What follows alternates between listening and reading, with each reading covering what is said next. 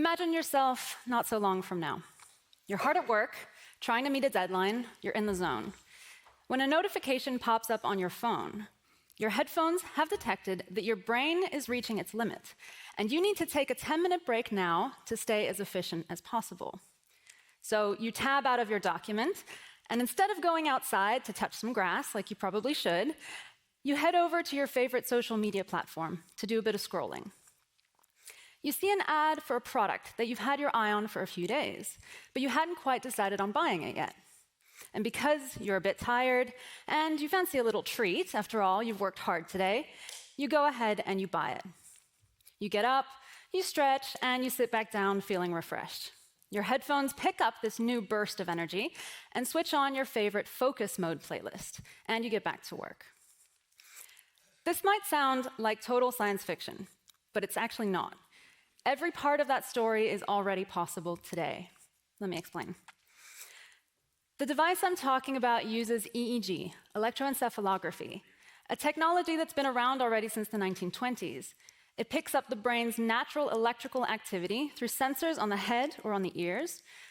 EEG is crude. It cannot read individual thoughts.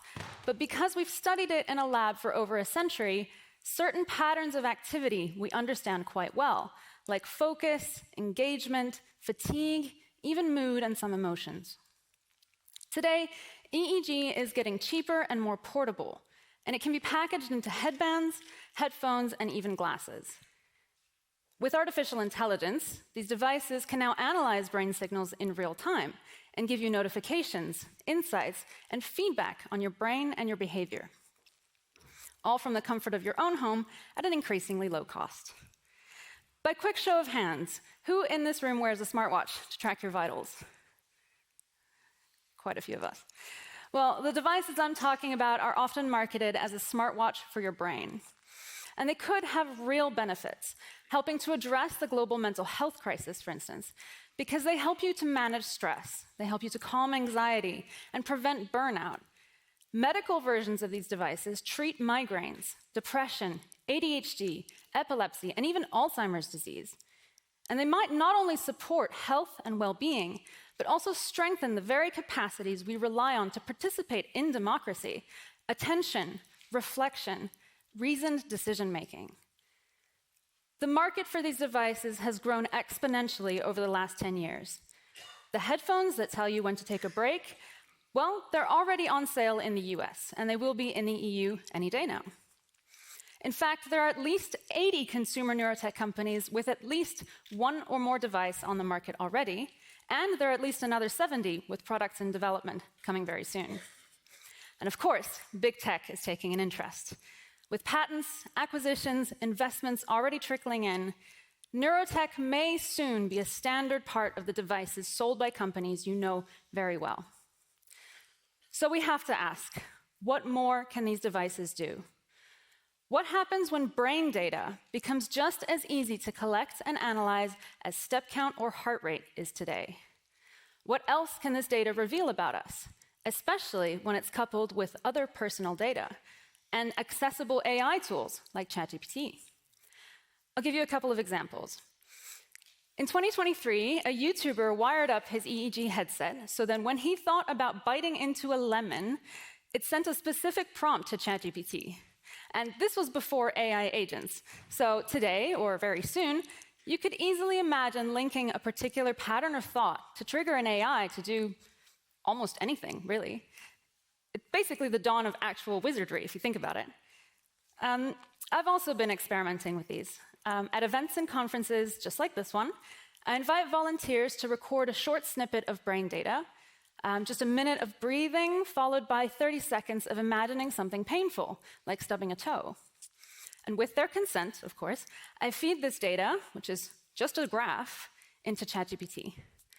And with no additional training, it can identify how calm their mind was at rest, which is different for everyone, when their attention shifted, and it can even guess what might have drawn their attention. No lab, no fancy equipment, just a consumer device off the internet.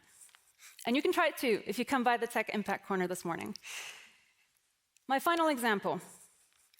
2 months ago, in a preprint study, Researchers at MIT linked the same device as mine to ChatGPT during a learning exercise. If users lost focus or got overwhelmed, the AI adapted the content in real time to boost their engagement and keep them focused. And this is called neuroadaptive learning. And it could be the next big wave of personalized computing and the human-machine interaction after AI. In my story, I said that a social media platform pushed an ad for something you'd had your eye on. What I left out is that the platform knew from your headphones that you were in a vulnerable state. You were tired, and thus you were more likely to buy the product. Already today, neuromarketing techniques use psychological insights to design more effective advertising.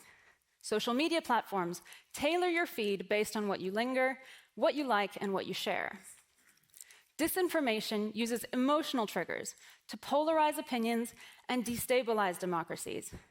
Content algorithms are already a problem. So imagine these platforms turbo-boosted with your brain data, subtly adapting to your innermost, even subconscious mental state, to deliver content exactly how and when it will be most impactful for you. What if that ad wasn't for a product, but for a political party? Imagine pre-election advertising that adapts its messaging in real time based on how you feel when you see it. Imagine disinformation campaigns delivering narratives based not only on demographics and browsing history, but on your innermost fears, measured directly from your brain. Imagine you live under an authoritarian government that is monitoring your emotional reaction to propaganda, searching for signs of dissent in your subconscious, all through your headphones. You might be wondering how realistic this all is. You might be thinking, who would ever allow something like this to happen? Around the world, companies are beginning to use sensors built into helmets and hats to track the fatigue of pilots, miners, and truck drivers to make sure they're not falling asleep, which seems entirely reasonable given they're in such high-risk jobs. But a few years ago, a school in China piloted EEG headbands to monitor students' attention during class. And this raised serious concerns, both inside and outside China, and it was shut down. But it forces us to face a difficult question. Where do we draw the line between acceptable and unacceptable cognitive monitoring? And what happens when the tech becomes more mainstream, integrated into the wearable devices we already use every day, especially when big tech gets involved? Throughout history, in times of oppression, the mind has been seen as a final refuge. You've heard it in phrases like, "You can take my body, but you can't take my soul," spoken by the likes of Viktor Frankl, Huey Newton, and Mahatma Gandhi. It's the idea that no matter what systems do to us, our mind remains ours alone. But the brain is the seat of the mind. And when the brain is no longer private, the mind isn't either. And the foundations of democratic freedoms begin to erode. The freedom to think, to deliberate, to form opinions, and to change them. When we can no longer think freely without being monitored or influenced, agency becomes an illusion. And without agency, democracy cannot function. The good news is that we are not blind to the risks. At the highest levels, ethical alarm bells have been ringing, and international organizations are already responding. The OECD, the UNHRC, and UNESCO are or have issuing guidelines for ethical neurotechnology. Across the board, they all agree that profiling, manipulation, and subversion of rational decision-making should be prohibited. Certain countries have already taken action. Chile amended its constitution, formally enshrining the right to mental integrity. Mexico and Brazil are following suit, while in the US, California and Colorado have amended their privacy legislation to specifically protect brain data. And these are powerful principles, but we need to go further to operationalize them.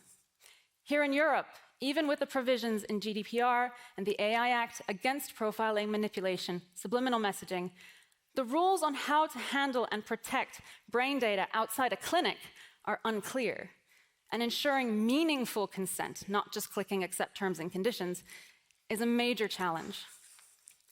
Medical neurotech could be hugely beneficial for treating some of the most debilitating conditions that we know. But consumer neurotech has almost no public oversight, and the potential for misuse is huge. So at CFG, we believe we need a comprehensive, multi-pronged strategy on neurotechnology, with democratic agency and human flourishing at its core. That means prioritizing ethical innovation for unmet medical needs. It means clear, cohesive, and enforceable rules with procedures for transparency, market oversight, and monitoring. And we need broad public discourse on the risks and benefits of neurotechnologies for society. Mental privacy is a human right.